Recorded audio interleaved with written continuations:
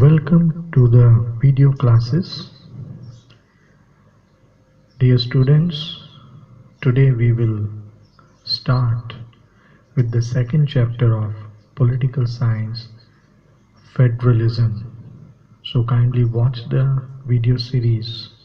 You can pause in between and note down the important information in your copies. So let us begin this chapter. Let me tell you that this chapter is interesting, and many of the information which you will going to learn, you have already learned them in your previous classes. Okay, so we will just go through it step by step. Now, federalism. What is the definition? As you can see, it is a system of government in which power is divided between a central authority and various constituent units of the country. See, in the first chapter, we learned about power sharing. We learned that to have a smooth functioning in a country, power sharing is must. It is a prudential step, and it is also a moral spirit to share the power. So when you share the power, it means you share the responsibility also. So in federalism, what happens? That the power is divided between the central government and other forms of government.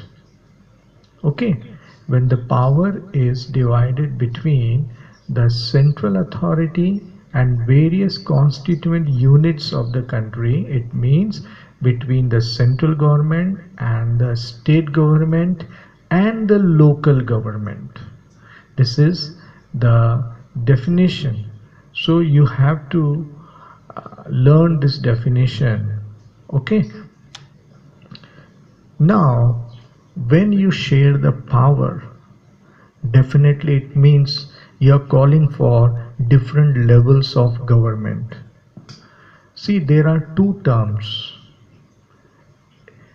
in government. One is called organs of the government, another is called levels of the government. Okay, so in organs of the government, we learned that there is executive, there is legislature, and there is judiciary.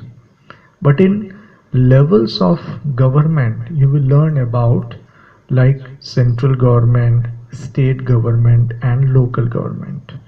So government for the entire country, what is that government called? It is basically called central government or union government. Then government at the state level or provincial level, it is called state government. Okay, now both enjoy power independent of other.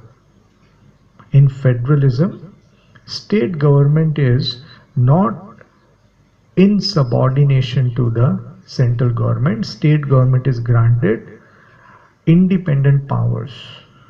Okay, state government has power of its own and not answerable to the center, and the best example is USA. See, USA is practicing federalism, India is also practicing federalism, but we will learn that some differences are there. Though both are democratic country, both are federal government, but when it comes to the distribution of power and exercising of power, then you will find some differences are there. So USA is the example where state government has their own power and they are not answerable to the central government of USA.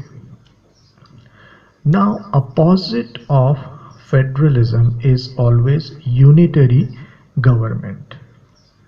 Okay, unitary government means single government.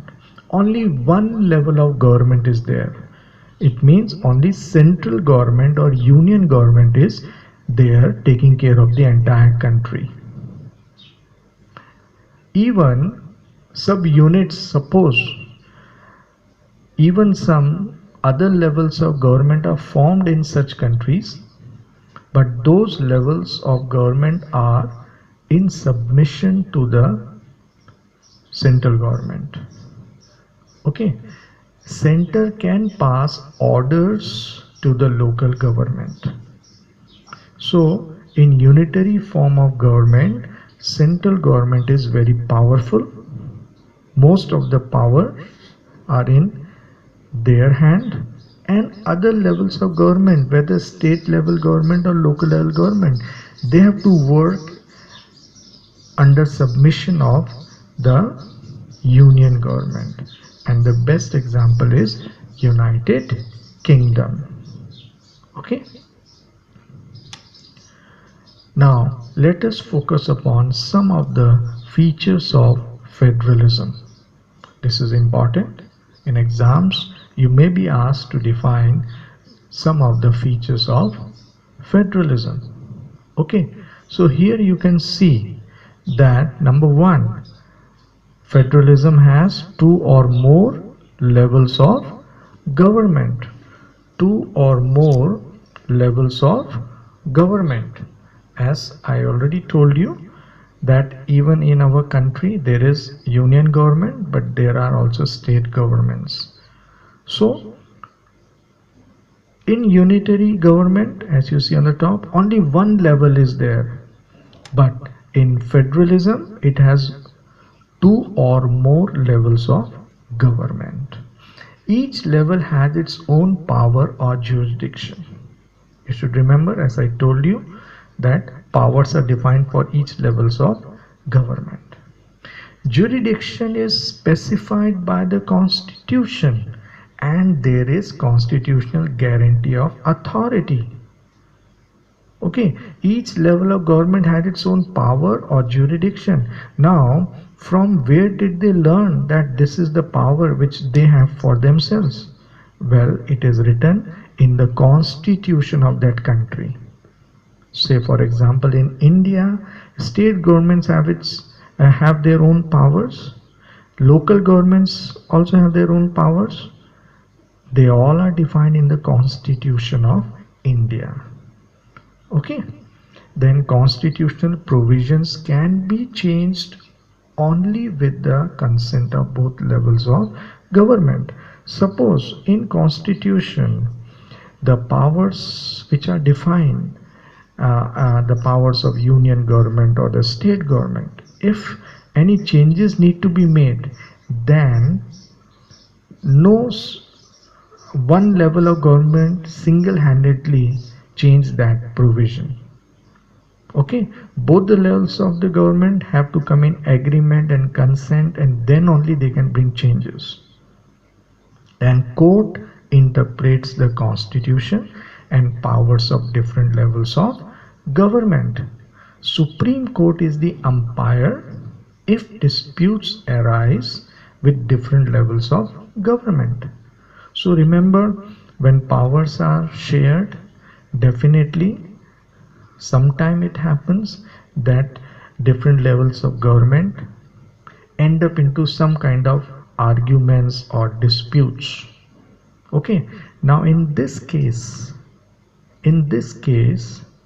it is the judiciary which will going to solve the problem. Different levels of government will reach to Supreme Court or judiciary, and they will ask, you take the decision what should be done. So Supreme Court acts as umpire if disputes arise with different levels of government. Sources of revenue are clearly specified. You know the revenue, the income which government make. Okay, and this revenue comes from different taxes which citizens of India, which citizens of that country pay, or it comes through different trades. Okay, Now these revenues are the sources of revenues are also specified in the constitution, from which taxes or which type of taxes will go to central government, what will be the percentage, which type of taxes will go to the state government, what will be their percentage. All these things are specified in the Constitution of India. So remember, dear students, this is important. So when you revise this chapter, learn these important points.